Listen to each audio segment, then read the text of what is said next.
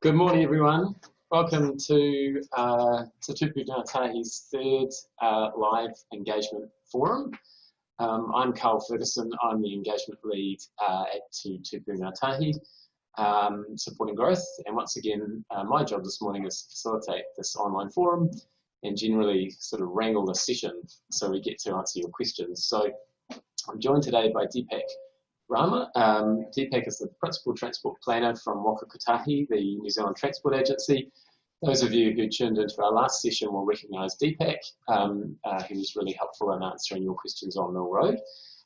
Also back with us today is Chris Scrafton. Chris is the Principal Transport Planner for the South, and Chris was also in one of our forums back on June the 10th. So welcome to both of you. Thanks for making the time available this morning. A welcome to everyone online this morning. We're expecting around 50 participants. Apologies, we're a little bit late starting. We've had a few technical issues here, and we're just giving people some time to join the meeting. We are looking forward to hearing from you throughout the session. If you've not been to one of these sessions before, the format's really straightforward, and I'll come back to that in a moment. But the focus today is really a deep dive into Pukekohe and what we're proposing for the expressway and the associated transport upgrades and projects. So hopefully that won't come as a surprise to anyone, least of all our panel. So we're here to talk about Pukekohe. In terms of the format, so many of you have pre-registered questions. We've loaded those into the chat, so you'll see as we go through, those questions are popping up, and we're going to prioritise and look to answer those questions first. We'll progressively work through those with both Chris and Deepak vying to provide answers to your questions, and I'm assured by both of them that they'll be answering those questions in language that we can all understand. So we won't be talking about alignment, we'll be talking about where we're planning to put a road. If you haven't had a chance to pre-register a question, that's absolutely fine. Here's your opportunity as we go through just to post onto the chat, and we will look to progressively work through the questions. We haven't had a huge number, and we're pretty confident we'll get through them in the time available. If for any reason we don't get to your question, we will come back to you offline and we'll provide you an answer. So do expect us to follow up with you. Look, in a few minutes, I'm going to kick things off with just some frequently asked questions about the projects. But before I do that, I thought I would just wear my engagement lead hat and touch on some of the themes that have come through in the engagement round that we have just completed over May and June. And there were four key themes that really came through. So one was that this idea that we really should be upgrading existing roads instead of creating new connections. So that was a key theme. The second theme that came through was really this idea of to what extent we had considered alternatives to the proposed Pukekohe Expressway, and a particular point made was that we should be looking at the rail corridor from Drury to Pairata. The third theme was really concern about the effects on the existing Pukekohe countryside and existing lifestyle properties, and the effects that those properties would have to would undergo on the basis that the Pukekohe Expressway proceeds as it's currently planned. And finally, just a comment about the lack of face-to-face consultation and the desire to do more conversations and more engagement with the community. So thanks for all your feedback on those. We do take this feedback very seriously. We're actively working through it in terms of next steps. And I guess the key thing to know as we get underway is that many of those themes are captured in the questions that you have already posed, and we'll look to go through and hopefully provide you more information as we progress through the session. Right, well look, we'll get things underway, and we're going to start with Deepak. There are a number of questions that have come up, and I think it's probably helpful just to set the scene. I think most people would agree, Deepak, that there are some significant transport challenges in the south. But more specifically, why do we need the Pukekohe Expressway and the related projects? I mean, how do they fit in with other projects within the future transport network for Southern Auckland? Well, thanks, Carl. And first of all, kia ora, and thank you, and good morning to everyone. So I guess in terms of the sort of key sort of transport issues sort of confronting South Auckland, I think the first one is around growth. South Auckland's expected to grow from 80,000 to sort of 250,000 within the next 30 years. And the existing transport system just can't cope with that amount of growth. So we need to do something about that. I guess the second sort of challenge is that the existing infrastructure has capacity issues in terms of just the sheer number of vehicles that are using the network, and that's causing sort of frustrations and delays with the various users. And then I guess thirdly is there's really a lack of sort of transport choices in the south for both communities and families, and so we're trying to create options that sort of sit aside from reliance on sort of private vehicles to get to work and to get to places of recreation and where people really want to get to. And just talk a little bit about the role of Waka, Kotahi, the transport agency, in this project. Okay, so Waka, Kotahi's purpose is really around, in terms of delivering and operating transport infrastructure, is one, planning it, and what that involves is really looking at what are the problems that we're trying to address, and sort of what are the sort of key objectives and outcomes that we're trying to achieve. And so once we've got a handle on that, then we sort of go into the design phase, where we're actually trying to design sort of solutions to address a lot of those problems, and through that sort of design and development and looking at solutions, there's the opportunity to engage with our sort of partners, stakeholders, and obviously more and importantly with the community, and then taking all that feedback, looking at have we got it right, and if we have, there's always going to be tensions with what we do, and it's really trying to balance those sort of issues in terms of the benefits and understanding. Obviously, there are concerns in terms of the local community, and trying to do our best to sort of manage all the impacts that go with it. And once we're sort of quite sure about the alignment or the solution or the road, Carl, that we're putting forward, we'll seek to get consent for that. And once that this project is consented, we'll go to market, and we'll be seeking tenders from sort of constructors to actually build it. And so once it's built, we then have to, obviously, in this whole of life, where from start to finish, we have to continue to sort of operate and maintain it. So that's sort of our role in terms of both delivering sort of a new transport infrastructure and sort of maintaining the existing. And as you say, the growth is coming to Auckland, and it's significant, and here's our opportunity for me to plan for that. And to really get ahead of it. Yeah, and we'll come back to, I'm sure, as we go through the session, the timeframes for when this expressway and its related roads might well be constructed. But that's a good segue to come to Chris. So, Chris, you're the lead planner for this project, and can you just tell us a bit about the background? How did we get to a point where we decided these roads were needed? Thanks, Carl. And good morning, everybody. So I'm working for the Alliance, and the Alliance is really a partnership between Auckland Transport and Waka, Kotahi. And in terms of how we got to where we are today, really, it really started in earnest as part of this project back in 2016. And in 2016, 18, Waka, Kotahi were working through program business cases for the future transport infrastructure for Auckland, not just the south, across Warkworth, the north, northwest, and the south. Through that process, and what we call that the program business case. As some people know it as TFUG back in the day, which I think was Transport Future Urban Growth. Yes, no, I wasn't around then, so I can't quite remember the acronym.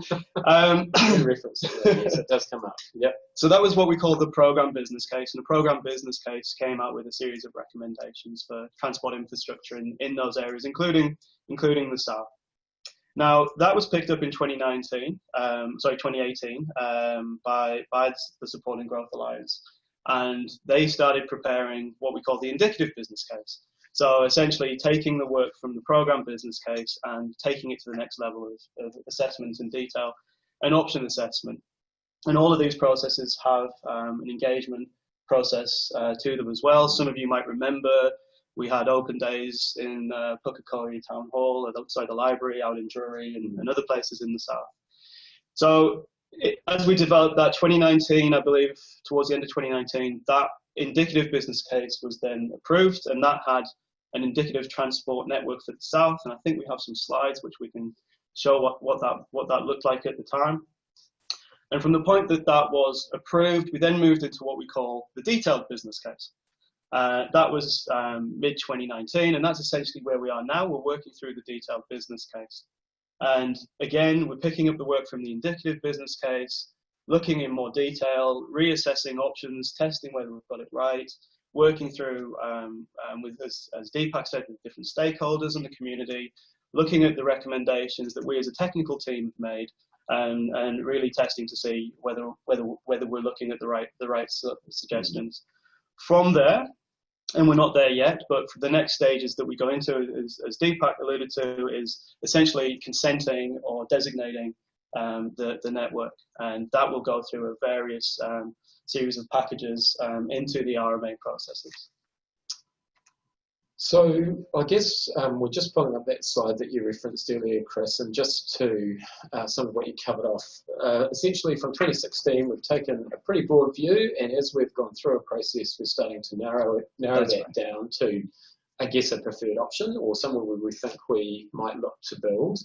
Can you just talk a little bit more about what's involved in that process to select a technical or preferred option, and what are some of the constraints you have to work through? Yeah, sure, thank you. Thanks, Carl. So we, as we're going through the business case process, we as a project team, we've got our eyes on the future RMA process, or the resource management process that we're going to have to go through. And there's certain tests for rigor of a process that we've got to make sure that we achieve. Broadly speaking, what we do is we develop a series of options which are sensible, reasonably sensible options. We can't identify all the options, or we'd be forever testing options. Yeah. But with the Pukekohe Expressway, we've looked as wide as options around, say, across from Clark's Beach over towards the airport. We've looked at crossings of the Puhuri Inlet, including the Weymouth Karaka option. We've looked further to the east through the more rural areas. We've looked at a wide range of options, and as we develop those options, we take them through what we call a multi-criteria analysis process. I'll try and do this in non-planner talk. Yes, so stop me when I go wrong. Absolutely will. What that means is we develop a bunch of criteria, and the criteria are broadly based on environmental, so matters like ecology, social, so we'll think about matters like severance and whether an alignment's going to impact on an existing or a future community. We look at cultural effects, and we work very closely with our Mana Whenua partners to understand what those types of effects might be, and to some degree economic, so what we call the four well games. So we develop those criteria, and at SGA we have a set of criteria that we're using across all of the program, so there's a real good consistency. We then work as a project team, and we get various subject matter experts together. We do some assessments and understand how these things stack up against, how these options stack up against the criteria, and then we essentially run through a scoring type process where we say, well, that's going to be, we have a concern of that option on this criteria, and we go through a process of working that up. Then we look at the results, and we start testing what we think is a technical preferred option.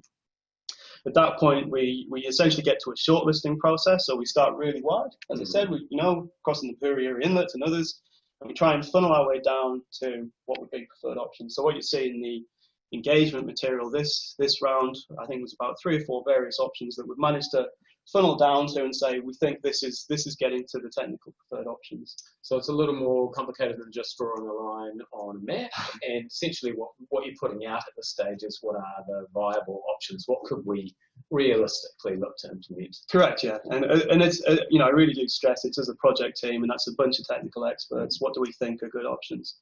And I would stress as well, I saw some of the comments, we have looked at options around, can we utilize existing infrastructure as an option, and we tested State Highway 22, and we've tested Pukekohe East Road.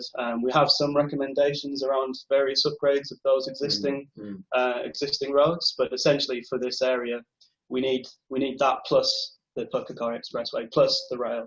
So it's remembering that the whole thing is a package, that all these things work together. Yeah. Thank you, and we will come back to that. I know there are some particular questions relating to why are we not making more of the existing roads, and 22 has been mentioned. And thanks also, team, for publishing that map. We may well come back to it for future reference as we go through.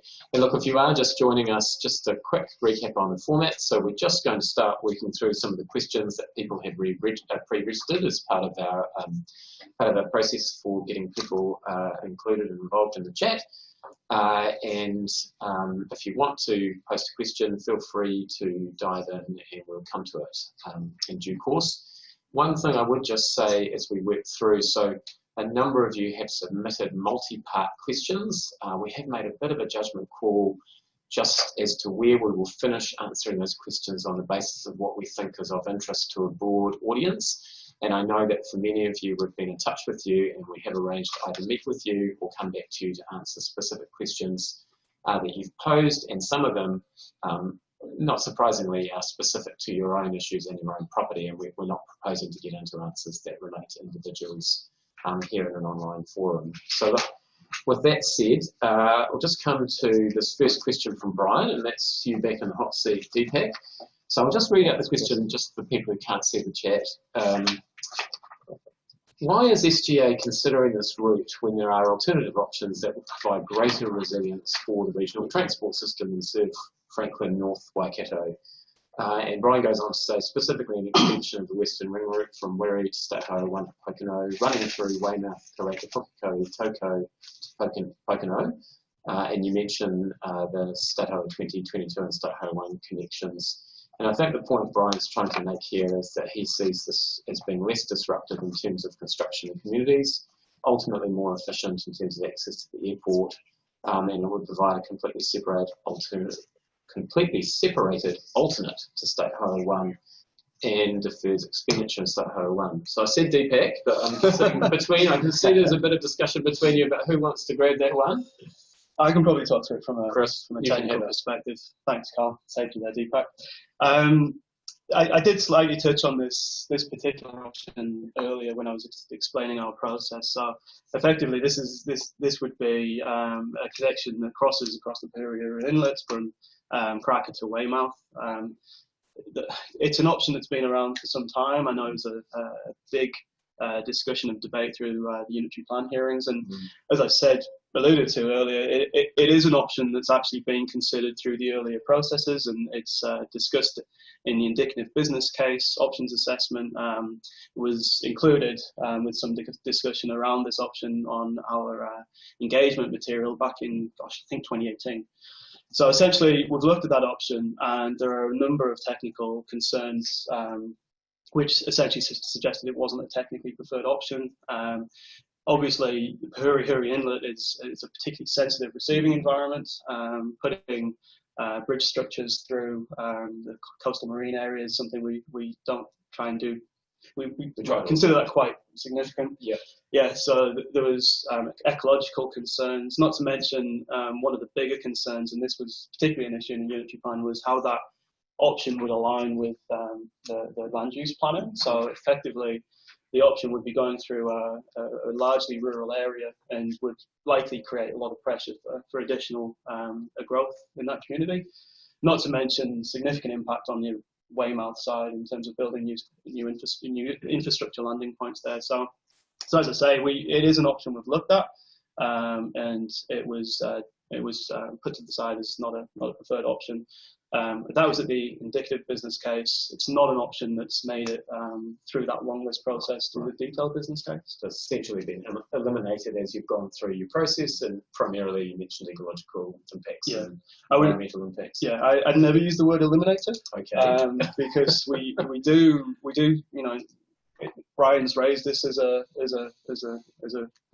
issue, and there's other people in the community. Yep. Yeah, so we listen to these feedback processes, and we want to test. This may lead us to wanting to test it again, or we go back and look at our technical assessment take it from there moving forward. So, you know, as I say, we take these engagement processes into the option assessment process. Thank you, Chris, and thank you, Brian, for that question. So we've also received a few questions from Anthony Stadnick. Now, I hope I'm correctly pronouncing your last name, Anthony. And this one looks like it probably is you, Deepak. So we touched on this earlier, but I think we're looking for a little bit more detail. So people have referenced on a number of occasions why we're not upgrading existing roading options, and why duplicate rather than upgrade existing roading infrastructure at what will likely be a significantly higher cost, both financially and environmentally, and which will only result in induced demand. Now, you might just want to explain a bit for some of us what induced demand is. There's a number of questions within the question here. So thank you for your question, Anthony. It is quite detailed, but what I might do is just take a step back and sort of give some context in terms of the Supporting Growth Alliance and its programs and what it's trying to achieve. So in respect to that, what we're really trying to do is really planning for infrastructure ahead of growth and really ensuring that when this growth actually comes online, that we have the infrastructure in place to support it. So I guess from a technical jargony term, it's about trying to get, you know, the land use and transport integration more closely aligned. And I guess more specifically when we're talking about the Pukekohe Expressway and the Numbering Arterials, we have to think of them as part of a program of works, and that they actually sit alongside a number of sort of transport projects that have been sort of proposed for the south, you know, rolling out over the next 30 years, and that includes, you know, the local improvements, including safety. It's walking and cycling. It's giving priority to public transport in terms of priority lanes, and also about you know, the construction of new railway stations at sort of Drury and Pairata, and also, you know, enabling better connections from a sort of public transport perspective in relation to getting access to that. And also we're also looking at sort of additional tracking within the existing rail network. And so one of our key aims is around trying to move that mode shift about 30% to be as accurate as I can in terms of public transport. So we do expect... Just I'm going to stop you there. So just really quickly, so when you say mode shift, you're talking about people... Well, yeah, just giving people greater choices in terms of, you know, transport options, and so that comes back to, you know, being able to choose between using, you know, your private vehicle or using a train or simply using a bus. And so I hope that sort of answered the question. So I guess to conclude, what the program is aiming to achieve is to ensure that we've got greater sort of travel choices for the communities and families in South Auckland, and also it enables us to have a more resilient, I guess, network that enables, you know, that offers choices and sort of can withstand sort of events, whether they be more immediate or sort of, you know, long term. And did you touch on State Highway 22, Deepak? Is that something? Yeah, sure. I can give more detail. So we are making improvements, or proposing improvements to State Highway 22, I think, along that sort of Drury West area in terms of 4-laning. But I think in terms of when we compare the Pukekohe Expressway with State Highway 22, we're actually sort of getting a reversal of roles. State Highway 22 is starting to revert back to having a bit more of a local function, because the growth is actually quite closely connected to those sort of transport sort of choices and opportunities. And we're sort of envisioning sort of Pukekohe Expressway having that more sort of strategic function in terms of sort of direct link from sort of Pukekohe to State Highway 1. Yeah, and State Highway 2 becoming more of a kind of a local road. You know, over the course of the next 20 to 30 years. Thank you. And look, a further question from Anthony.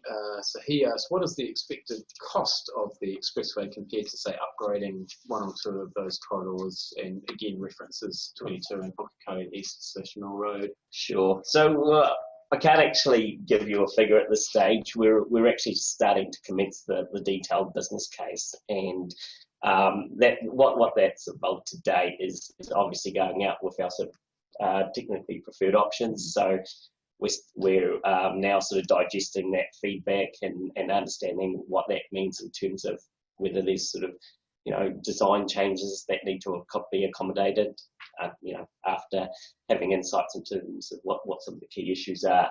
From there, I guess within the next sort of couple of months, we'll start progressing that detailed business case, and then that will inform the sort of cost estimate.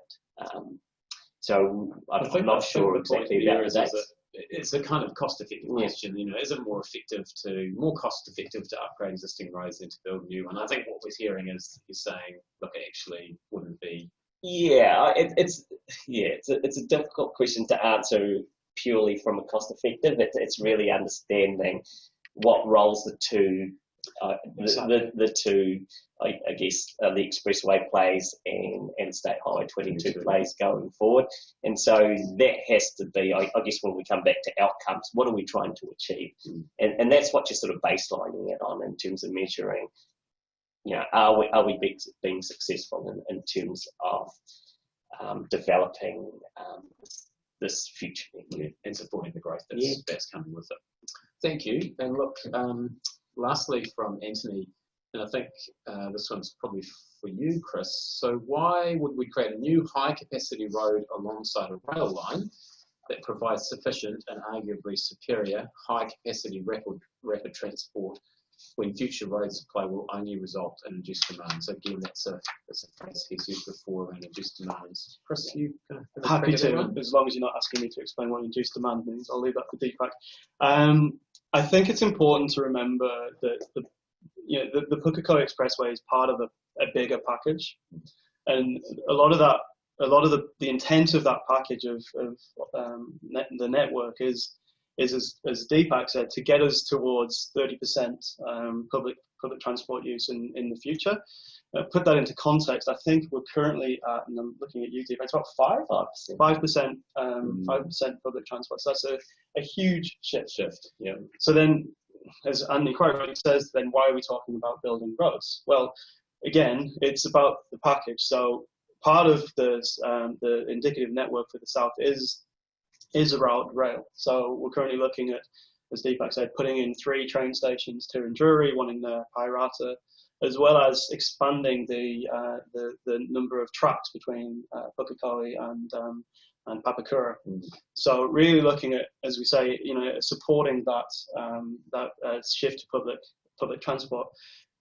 On top of that, we still need options like the Pukekohe Expressway, and there's a real, as Deepak touched on, there's a real connection with the changes around State Highway 22 and the need for the Pukekohe Expressway. Now, if you look at Council's structure plan for Drury, you see that State Highway 22 is right in the middle of what is proposed to be a future highly dense residential area, separating the train stations from the town centre.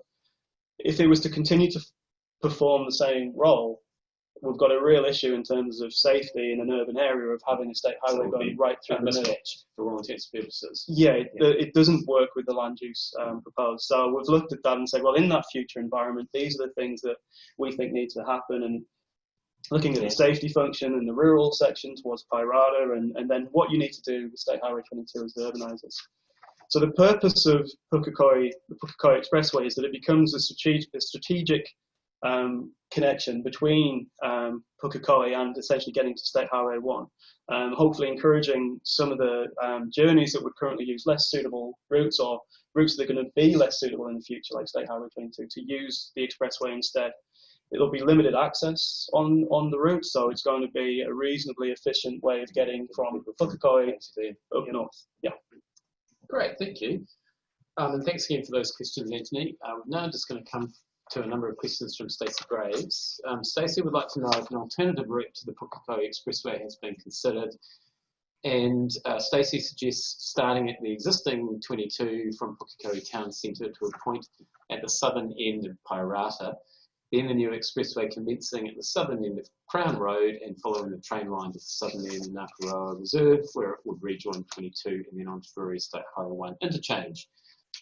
Stacey goes on to say many of the locals feel this would be a much less disruptive route than what is being proposed and would roughly follow the existing noise corridor of the train line. If this route is not being considered, can you please tell us why not?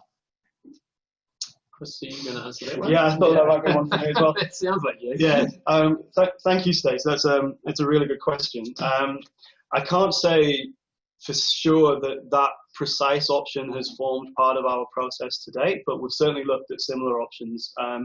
Immediate issues I see with that are the issues which I've just been discussing about a state highway option or an expressway going through the future urban environment of Drury. Place. Yeah, and then obviously connecting to the existing interchange. Now, what I haven't actually mentioned yet, and I don't think Deepak has either, is that the Pukekohe Expressway and the future Mill Road, so the east side and the west side, both connect into a new interchange just south, somewhere just south of the future Drury urban area. The reason for this interchange is to releasing the pressure that's already on the network with the Drury interchange. So that interchange is part of a separate project called it's a Waka Kotahi project, Papakura to Bombay. Yeah, so the decision through our options assessment has been to connect to that point. So I think that I really see merits in Stacey's suggestion about putting infrastructure corridors together. But we do have that issue with that option of how we would work our way through Drury, also how we would interact with the future train stations and things like that, and again how we actually connect to that interchange with State Highway 1. Yes, and as you say, or I say, I guess in this case, it's a bit of a jigsaw, isn't it? So every time you move a piece, they all have to fit together. Yeah. And look, a follow-up from Stacey, perhaps one for Deepak. So Stacey says, so with regards to the urban arterial, would it not make more sense to take this on the southern side of Pukekohe East Road, where there is not too much to be disturbed, and connect up with Manukau Road, rather than ruin all the countless properties where it is being proposed? Has this option been considered? Thanks for your question, Safety. And to answer your question, I guess as succinctly as possible, that has been considered and is actually part of our plan. I think the 2019 maps. Yeah, I think we have a slide for that. We show which really shows the urban arterial network sort of wrapping around sort of Pukekohe in terms of a sort of circular shape there. So I guess in terms of your question, we have looked at it and it is being sort of proposed as part of that program. We're just trying to bring that image of there, the other one, back to. Next one. There you go. That's the one. So that area, I guess, surrounding Pukekohe, the orange line that's partly dotted and partly a hard line there is the, I guess, the circular routes around Pukekohe. That's been proposed, and that sort of accommodates the suggestion you've indicated in terms of linking up to Pukekohe East Road. Thanks for that answer, Deepak. And we are a little technically challenged, so I appreciate, in a perfect world, we'll be able to highlight through these graphics exactly where we're talking to, so hopefully people can follow that, but we do think it is helpful, at least just to reference we were talking about as we go. So look, we'll come on to a question from Michael Toolhick. What will you do with property owners living on the boundary of the proposed expressway regarding concern with property values, noise, loss of rural views, plus light pollution? Will we have any say in the outcome? And just coming back to some of the questions Stacey's posed along a similar vein, properties will be affected by the proposed routes as they are. If the proposed routes proceed, will landowners whose properties are not acquired, but that are affected by the noise, light, pollution, etc., be compensated for the disruption and loss value on their property. So I guess both those questions are really about the potential effects, both on the environment and people. I'll look to you. Or, Deepak, if you feel there's anything you can add. Yeah, as a planner, I guess that's probably my starting point, isn't it? So look, we go through this process, and at some point in time, we come up with an option that's endorsed by Waka Kotahi, and we're given the instruction to proceed to getting into the resource management process, which is about confirming where the designation lines will go, and in some cases what resource consents we need to get to actually enable the project.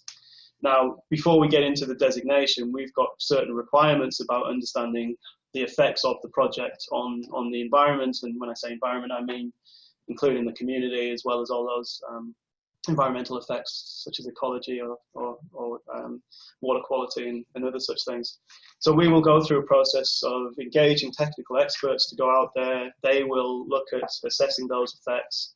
If I use noise as an example, because that's one that tends to be quite annoying for people, we will assess the noise effects associated with construction and operation of the road, and they will recommend a series of recommendations for managing those effects, and it can be things like, putting a noise barrier in certain places to protect existing residential dwellings or something like that. And so we take all those recommendations, and they then make their way into a set of requirements which are then imposed on Waka Kotahi to actually undertake the project in a way that's going to manage those effects appropriately. So all those, where we probably get less involved in the RMA process, and I'll defer to Deepak on this one, is around property impacts on property values and compensation. Oh, sure, yeah. So in terms of, I guess, the more specific, requirements around property, obviously we have a property team, and with the project we'll come and speak to those landowners who, I guess, after we've gone through the whole design process, understood all the feedback, made the subsequent changes to address these concerns. I mean, we are still going to have, people that are affected and their properties that are affected. And it's at that stage that we'll come back and talk to you about the process around the property requirement and the options that are available to you. Yeah. And I guess just on that, and I know we've got a question coming up from Anya that is really around kind of property and effects, but I guess two things are we're really not at a stage where we can confirm exactly where the road or the expressway is going, so we've got more steps and stages to go.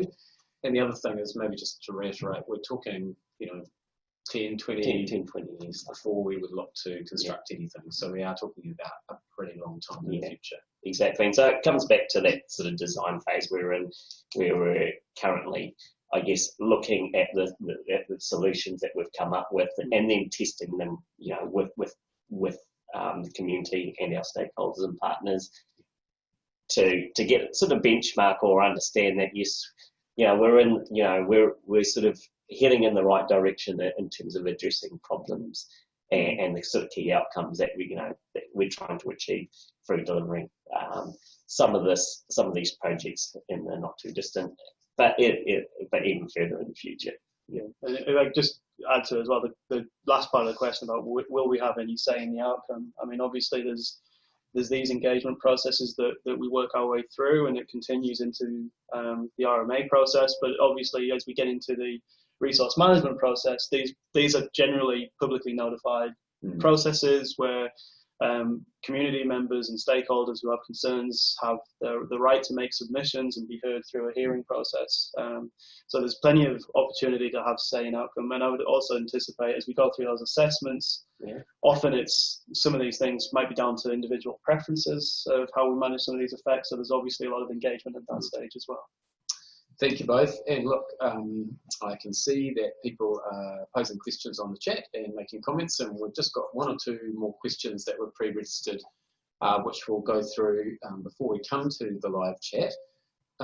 Some of which I think we've touched on, but we may want to add to. But just this particular question from Martin Harkon, who says, where is the proposed road to connect from Sim Road to Grace James Road? Is that one, Chris, you yeah, I have can background too? talk about one. So we're not. So that's essentially a road connecting from the I believe the north side of the Selmy Ridge to towards where we put the Pukekohe urban arterial.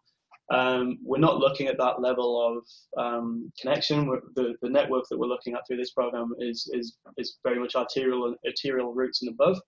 So I would imagine that anybody looking at that option would be doing so probably at the subdivision type stage or plan change stage for urbanising that area.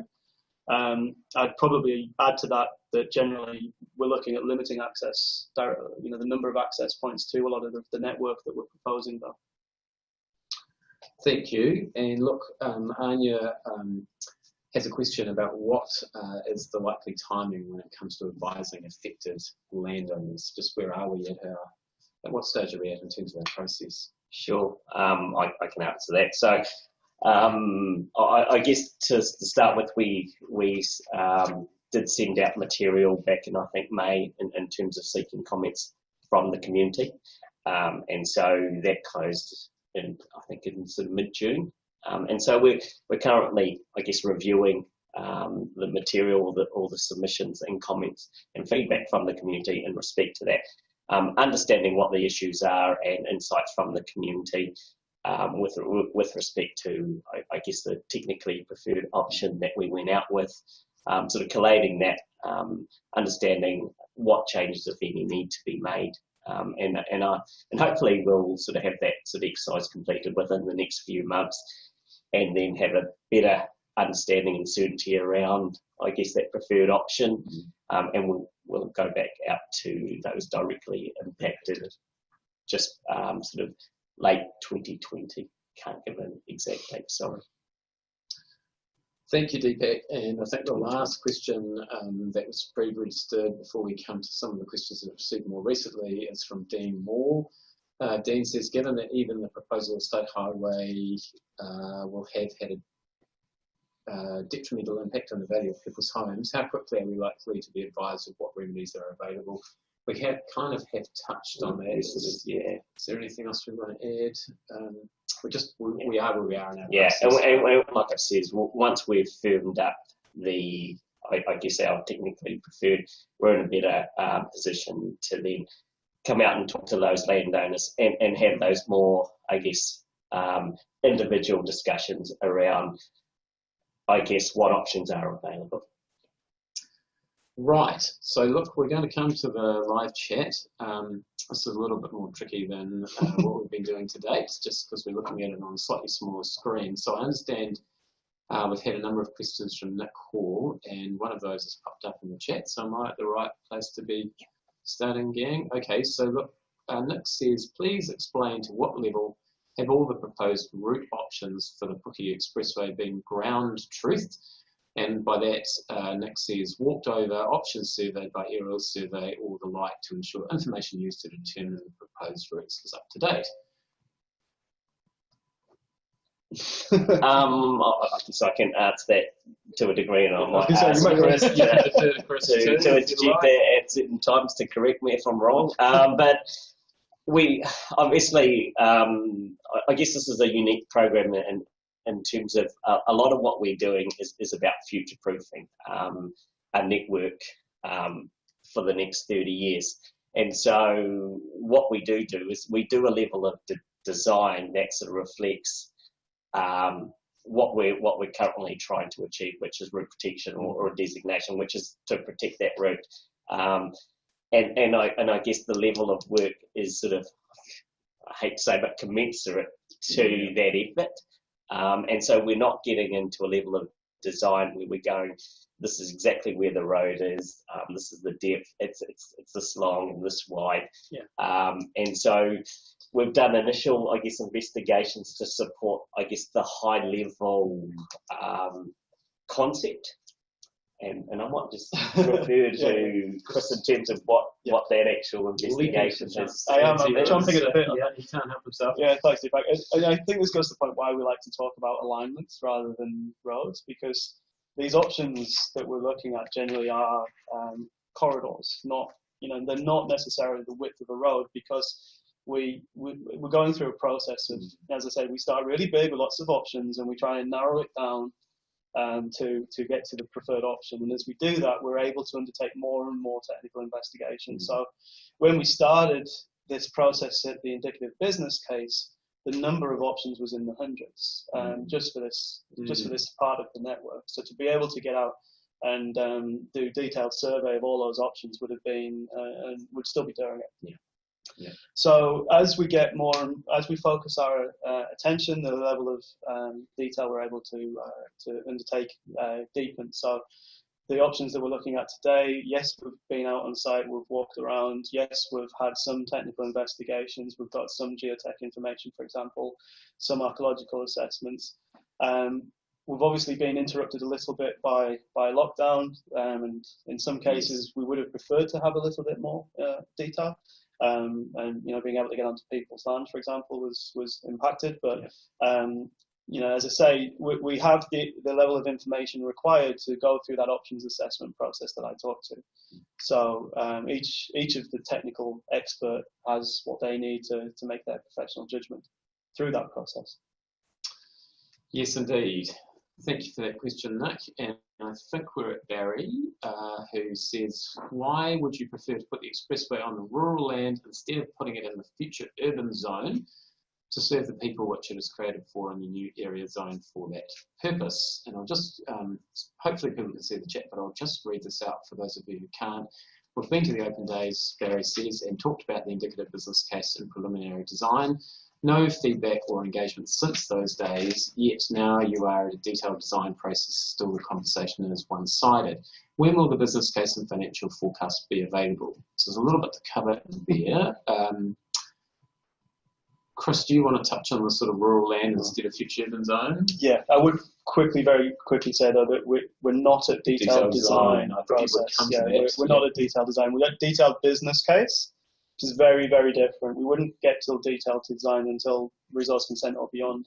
Now, look, the point about why, and we don't prefer rural land over future urban zone, but they are both criteria that we assess along with all those other criteria that I talked to. So we consider the impacts on existing communities, but we also want to consider those impacts on those future communities who don't really have a voice yet, but are signalled for living in these future urban areas. So when we're looking at the future urban zone as an environment that we're considering, we've got to think about that in its future state. Now, as Deepak said, we're not looking at this option being constructed or available for 20 plus years. Now, the idea is by that time, Drury's largely developed, and we're considering where, and large parts of the north of Pukekohe. At that point, we're considering, well, how is this road going to operate in that future urban environment? Now, on this particular situation, the consideration of a big strategic road going through a densely populated urban area is something that we're going to consider pretty seriously. Yeah. But to be clear, it isn't a binary choice of rural land over future urban land.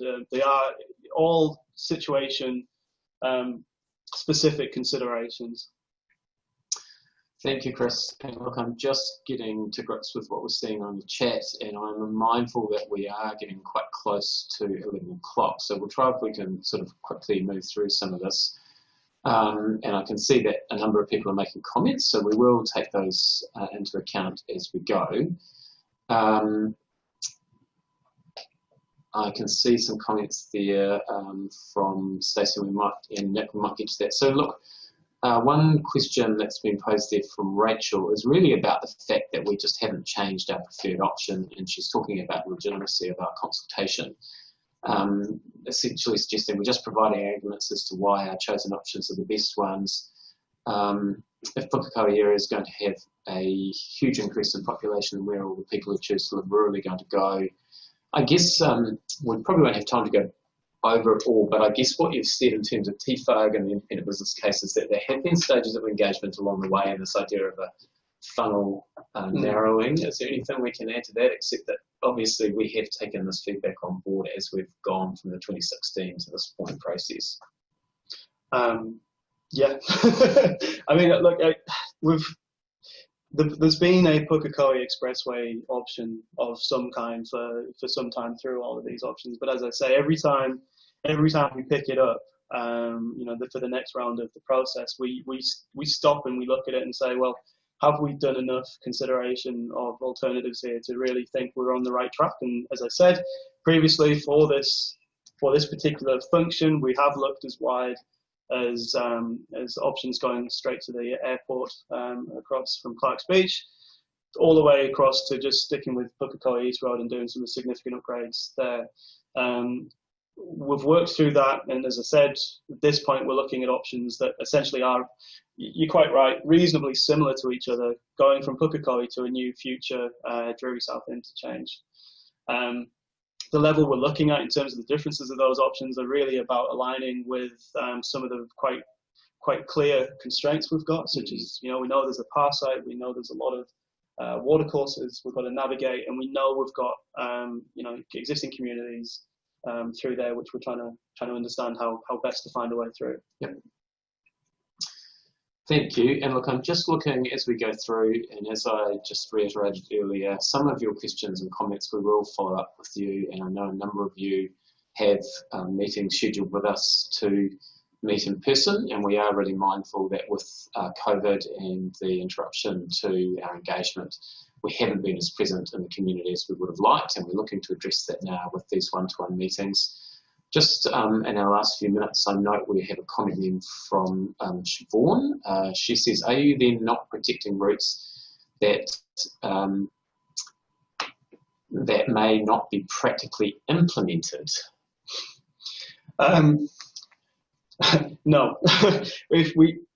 As we go through this process, we need to make sure that they can be practically implemented. And for me, when you talk about practical implementation, it's about whether you can actually get the resource consents that you need to actually build the thing in the future. So that's all part of the technical assessment that we're going through. If we were making a recommendation to Waka Kotahi for an unimplementable project, then would have issues. Now I know that there's other elements of practicality around that, such as cost and other things, and that's all part of the consideration that we go through. Thank you. And look, just a few other comments there. Bruce just says, can we have a timeline, please? So Deepak, you touched on that earlier. I'm mindful that there are a bunch of people who are keen to hear from us in more detail. So I know that there have been direct contacts with our engagement lead, Justin, on this. And so if you would like to meet with us or have us come and meet with you, please do get in touch with us at info@supportinggrowth.nz. But I think you mentioned in terms of potentially impacted properties and landowners, Deepak, we're looking at potentially sometime end of this year and into next year in terms of talking to those people that I guess we've got some sort of reasonable certainty around what a preferred option looks like.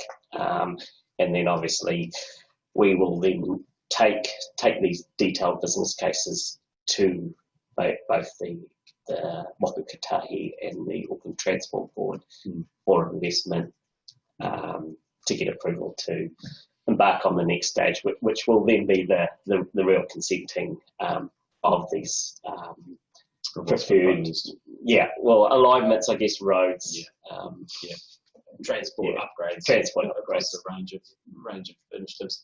And I guess the other thing there to note is there is still quite a process to go through, so we are essentially just still reviewing the feedback from this most recent engagement round. The next stage would be to then meet with impacted or directly affected landowners, assuming, once we've worked out where we're looking at, who those people are. And as a just reiterate, if you do want to have a conversation with us now, we're really happy to hear from you and very happy to take it offline.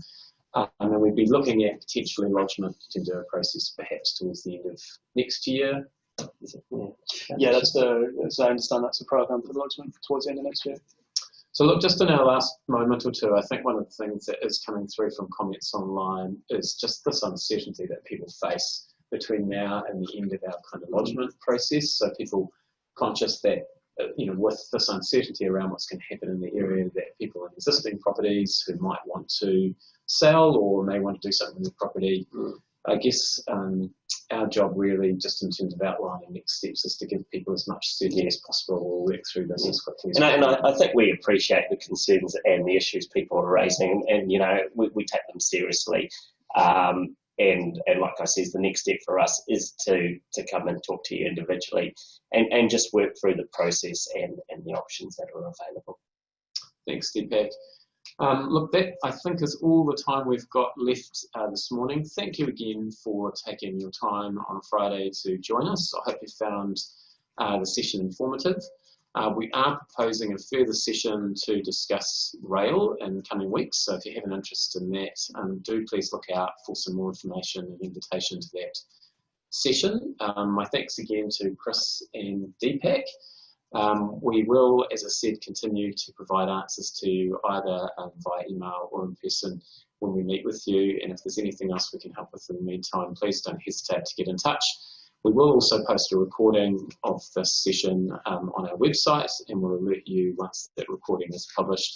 And please do feel free to share it with your friends and neighbours or anyone else who is interested but may not have been able to join us this morning. Thanks again, Mati Wā, until we see you again next time. On behalf of Tupu, Ngātahi Supporting Growth, we'll see you again. Thank you. Thank you.